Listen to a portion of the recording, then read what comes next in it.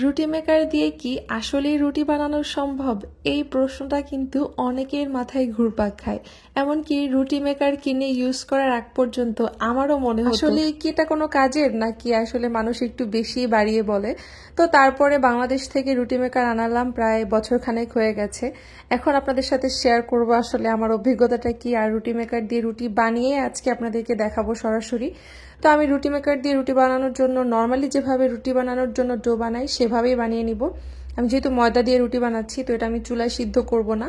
এখন আমি এটাকে একটু লবণ আর একটু তেল দিই। আমি সবসময় রুটি বানানোর সময় হাতে বানালেও একটু সামান্য তেল দিয়ে দিই। তারপর হচ্ছে এটাকে একটু গরম, একদম ফুটন্ত গরম পানি দিয়ে তারপর হচ্ছে ডোটা বানিয়ে নেই। ময়দার রুটি এভাবে করে না বানালে সফট হয় না, তো এভাবে করে আমি প্রথমে ডোটা বানিয়ে নিচ্ছি। তারপরে আমি হচ্ছে রুটি মেকার ইউজ করে আপনাদেরকে দেখাবো যে আসলে রুটিগুলো কেমন হয়, আর আমি কি আসলে প্রতিদিন ইউজ করি কিনা রুটি মেকারটা। তো যাই হোক, বানানোর আগে আমি অনেক অনেক বছর আগে থেকে রুটি মেকারটা দেখতেছি। তো বিদেশে পাওয়া যায় কিনা আমি কখনো খুঁজে দেখিনি, আমার মনে হয় না এক্স্যাক্টলি এরকম পাওয়া যায়, কারণ এসব দেশে এভাবে রুটি তো মানুষ কমই খায়। আর যারা খায় হয়তো হাতে বানিয়ে নেয়, অথবা রেডিমেড কিনতে পাওয়া যায়। অনেক পাকিস্তানি বা এশিয়ান দোকানে রুটি কিনতেই পাওয়া যায়। আর আমাদের বাসায় আমার শাশুড়ি বেশিরভাগ হাতেই রুটি বেলতে পছন্দ করে, আর সে অনেক তাড়াতাড়ি অনেক রুটি বানিয়ে ফেলতে পারে। তো দেখা যায় আমার রুটি মেকারের খুব একটা প্রয়োজন হয় না, বাট তারপরও মনে হলো যে একটা এনে রাখি, যদি কাজ হয় তাহলে এই ঠেকা হলে একটু বিপদ আপদের সময় কাজে লাগবে, সেই জন্য আর কি। তো আমি এখন রুটি মেকারে রুটি বানানোর জন্য ভালো করে ডোটাকে একটু গোল গোল করে নিচ্ছি। আমি সবগুলো গোল করব না, একটা দুটা গোল করে দেখাবো, আর দু একটা গোল করা ছাড়াই দেখাবো। কারণ আমি হচ্ছে রিভিউ দেখেছি অনেক মানুষের, তারা বলেছে যে গোল না করলেও গোল হয়ে যায়।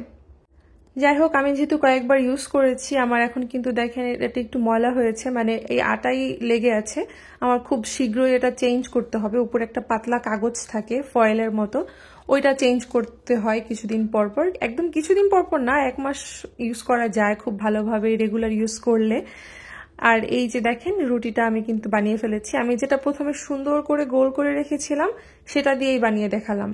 আর সাইজ কিন্তু আপনাদের যদি ছোট মনে হয় তাহলে আর একটু জোরে চাপ দিলে আর একটু বাড়তি হবে, তো তখন আর একটু বড় করে নিতে পারবেন।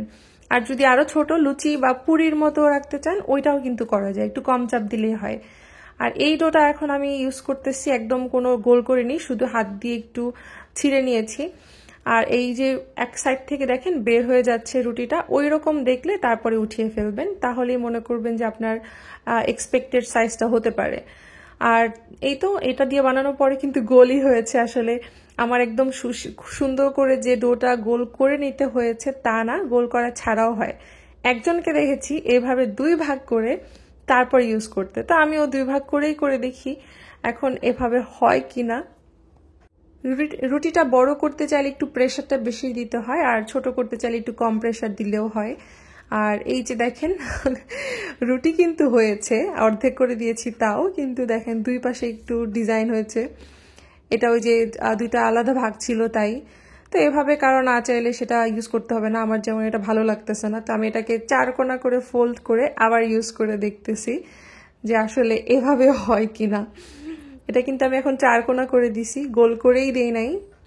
এবারও কিন্তু রুটি দেখা যাবে 2 পাশ থেকে বের হয়ে আসলে তখন এটা আমি শেষ করি। তো এভাবে কিন্তু মোটামুটি খারাপ হয়নি, একদম রাউন্ড গোল হয় নাই, বাট তারপরও চলে। কিন্তু রুটি তো খুব সুন্দরই বানানো হলো। এবার ভেজে দেখতেছি, ভাজার পরে কিন্তু ফোলে রুটিটা। এখানে আমি একটু সামান্য তেল দিয়েছি তাই একটু চিকচিকা দেখা যাচ্ছে। আর এভাবে করে রুটি বানালে কিন্তু আসলে ময়দা লাগে না, আলাদা করে যে ময়দা ছিটিয়ে রুটি বানানো হয় সেটা কিন্তু লাগে না। তো আমি বলবো এভাবে রুটি মেকারে রুটি বানালে যারা খুব ব্যস্ত মানুষ, বা যারা খুব ভালো করে রুটি বানাতে পারেন না, বা অনেক ঝামেলা মনে হয়, অনেক সময় মনে হয়, বা বাচ্চা কাচ্চা আছে, এইসব মানুষের জন্য রুটি মেকারটা একটা ভালো একটা ইনভেস্টমেন্ট হবে, কারণ এটা আপনার বিপদ আপদের বন্ধুর মতো কাজ করবে আর কি। তবে অনেকেই আছে যারা রুটি মেকারের রুটি খেতে পছন্দ করে না, কারণ রুটি মেকারের রুটিটা ফ্রেশ ফ্রেশ না খেলে একটু শক্ত হয়ে যেতে চায় পরবর্তীতে। তো অনেকের কাছে এটা পছন্দ নাই হতে পারে, ভালো নাই লাগতে পারে। তবে আমার কাছে মনে হয় যারা ব্যস্ত জীবন পার করছে তাদের জন্য এটা অনেক ভালো একটা ইনভেস্টমেন্ট হবে, এটাতে তারা ঠকবেন না, অথবা আপনাদের কাছে খারাপ লাগবে না। তো আমি রুটি মেকারে রুটি বানাচ্ছি দেখে মনে করার কোনো কারণ নেই যে আমি হাতে বেলতে পারি না। এই যে আমি হাতেও কিন্তু রুটি বেলে দেখালাম আপনাদেরকে। রুটি বেলে নাস্তা করে আমি হচ্ছে এখন দুপুরে রান্নার আয়োজন করব। আজকে একটু বিরিয়ানি, তারপর হচ্ছে রোস্ট, চিকেন রোস্ট করার প্ল্যান আছে, সেই সাথে ডিমের কোরমা। কারণ আমাদের বাসায় আজকে গেস্ট আসবে বিকালের দিকে, তো আমরা সবাই মিলে হচ্ছে এমনিতে একটু খাবো বসে। অনেকদিন ধরে সবার সাথে দেখা হচ্ছে না, যেহেতু বাচ্চাদেরও স্কুল ছুটি, অনেকেরই কিন্তু যাদের বাচ্চারা আছে তাদের স্কুল ছুটি। তো ভাবলাম যে সবাই মিলে একটু গেট টুগেদার করি, মানে হুটহাট গেট টুগেদার। খুব বড় কোনো আয়োজন, মানে অনেক দাওয়াতের মতো আয়োজন সেরকম না, জাস্ট আমরা রান্না করবো আর 2টা ফ্যামিলি আসবে আমাদের পাশে, আন্টিরা। এরা আসলে আসলে আমাদের বেশ খুব একটা টেনশন করতে হয় না, আমরা মাঝে মাঝে একটু চা পার্টির মতো করে ফেলি। তো আন্টিরা চেয়েছিল আসলে সবাই বাসা থেকে খাবার নিয়ে একটু পার্কে যেয়ে বসার ইচ্ছা ছিল, বাট পার্কে যে বসার ইচ্ছা থাকলেও উপায় নাই, কারণ আজকে ওয়েদারটা খুব একটা ভালো যাচ্ছে না। মানে সকাল থেকে মেঘলা মেঘলা, তার মধ্যে একটু পরপর বৃষ্টি। তো আমরা যদি সবাই খাবার দাবার নিয়ে পার্কে যাই তাহলে তো একটু বিপদ হয়ে যেতে পারে। যদি বৃষ্টি নামে তাহলে আমরা খাবার নিয়ে কোথায় লুকাবো? পার্কে তো আসলে কোনো এরকম বৃষ্টির নিচে, বৃষ্টির সময় বসার জায়গা থাকে না। তো তারপরে আমাদের প্ল্যান করলাম যে আমাদের বাসায় চলে আসুক, আর সবার খাবারও আনতে হবে না, আমরাই রান্নাবান্না করব, আমাদের বাসায় বসে সবাই একসাথে খাবো আর গল্প করব। তো এরপরে আমি আমার শাশুড়ি মা মিলে রান্নাবান্নার আয়োজন শুরু করে দিয়েছি। খুব বেশি কিছু যেহেতু করব না, তো আমাদের অনেক সময় লাগবে এরকম না। সো ডিমের কোরমার জন্য ডিমটাকে সিদ্ধ করে ভালো করে ছিলে নিচ্ছি। আর আমি শুরুতে অনেকগুলো পেঁয়াজ কেটে নিয়েছিলাম, কারণ রান্নার শুরুতে যদি অনেকগুলো পেঁয়াজ কেটে রাখা হয় তাহলে কিন্তু যে কোনো রান্নায় যখন তখন বসিয়ে দেওয়া যায়। আমার কাছে মনে হয় পেঁয়াজ কাটা থাকলে অর্ধেক কাজই হচ্ছে কমে যায়। তো তারপরে আমি অনেকগুলো ডিম নিয়ে নিয়েছি, যতজন মানুষ ততগুলোই নিয়েছি। এখন ডিমগুলোকে ভালো করে খুলে নিচ্ছি। আমার ডিম খোলার স্টাইলটা দেখে অনেকেই ভাবতে পারেন যেটা কিভাবে খুলছি। আমি এভাবে দেখেছি বাংলাদেশে যারা রাস্তায় ডিম বিক্রি করে তারা কিন্তু খুব সুন্দর করে ছিলে দেয়, ডিমটা ভাঙেও না, ফাটেও না। তো আমি দেখেছি তারা এভাবে করে চামিচের সাহায্যে, ছোট একটা চামিচের সাহায্যে খুলে। তো দেখার পর থেকে আমি এখন যতবারই ডিম সিদ্ধ করি আমি ওইভাবেই খুলি। আমার কাছে মনে হয় এই টিপসটা কিন্তু ভালোই কাজে লাগে। আর ডিমটা ভালো করে সিদ্ধ হতে হবে অবশ্যই, তা না হলে তো হয় না। তো ডিমটা সিদ্ধ করার পরে এরকম করে আমি ছোট করে একটু কুচি করে নিচ্ছি, কারণ এটা যেহেতু ভাজবো, এভাবে না করে নিলে ডিমটা ফুটে যাবে। তো আমি এখন সবগুলো ডিম আবার এভাবে করে একটু কাঁচি দিয়ে একটু সামান্য ছিদ্র করে দিচ্ছি আর কি। ডিমও রেডি করে ফেলতেছি। তারপরে হচ্ছে আলু নিয়েছি, আলু আমি বিরিয়ানিতে দিব, সেজন্য আমি আলুটা ছিলে তারপর সিদ্ধ করব। আলুটা আসলে ছেলার আগে সিদ্ধ করলেই বেটার, তবে আমার কাছে মনে হয় সিদ্ধ হওয়ার পরে আলুটা ছিলতে অনেক বেশি কষ্ট লাগে, কারণ আঙ্গুলে নখের মধ্যে ঢুকে যায়। আমার কাছে এটা আনকমফোর্টেবল লাগে, আপনাদের কাছে অন্যরকম লাগতেও পারে, সেটাই স্বাভাবিক। তো আমি এভাবে করে ছিলে নিতেই পছন্দ করি। আগে ছিলে নিলে আমি আলুটা সিদ্ধ হয়ে গেলে নামিয়ে ফেলবো ব্যাস। আর এটা তো একটা পিলার দিয়েই ছিলে ফেলা যায়। তো ডিমগুলো সিদ্ধ করা শেষ, এটাকে আমি এখন একটু ভেজে নিচ্ছি। ডিমের যেহেতু কোরমা করব, তো খুব যে গাঢ় করে কোরমা করব তা না, শুধু হালকা একটু ফ্রাই করে নিব। আমার শাশুড়ি মার ডিমের কোরমাটা অনেক বেশি মজা হয়। তো আমি আজকে মূলত তার কাছ থেকে সব রেসিপি শুনে শুনে আমি রান্না করতেছি, যদিও এগুলো আমি আমার মতো করে করতে পারি, বাট যেহেতু মার রান্নাটা একটু মজা, তো আমি মার কাছে, মা যদি বাসায় থাকে বা আশেপাশে থাকে তখন আমি তাকে জিজ্ঞেস করি যে এটা দিব কিনা, ওটা দিব কিনা, কারণ সে তো আসলে অভিজ্ঞ রান্নার ক্ষেত্রে। তো তার রেসিপি ফলো করলে আমার কাছে আরো সহজ মনে হয়, আর আমার রান্না হলেও খেতে মোটামুটি খারাপ লাগে না।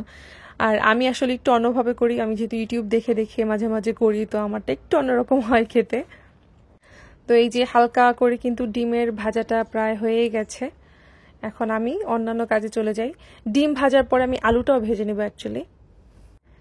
এই যে আলুটা ছিলে নিয়েছিলাম সেটাকে একটু রং আর একটু লবণ মেখে এখন আমি এটাকে একটু ভেজে নিব।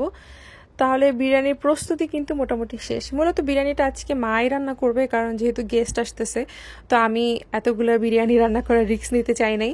আমি শুধুমাত্র একটু এগিয়ে এগিয়ে দিচ্ছি, আর আমার মেয়েকেও একটু রাখতে হচ্ছে। তো পেঁয়াজ আমি চুলা বসিয়ে দিয়েছি, বেরেস্তা করে ফেলতেছি। তারপরে যতদূর আমি করি বাকিটা মা করবে, মা আর আমি মিলেমিশেই করি আসলে।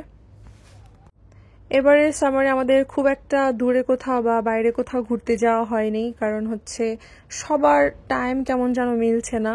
যতই বন্ধ থাকুক তারপরে দেখা যায় কাজকর্ম থাকে, এক একজনের এক এক সময়, বাসার সবাই মিলে সময় করা আসলে খুবই টাফ।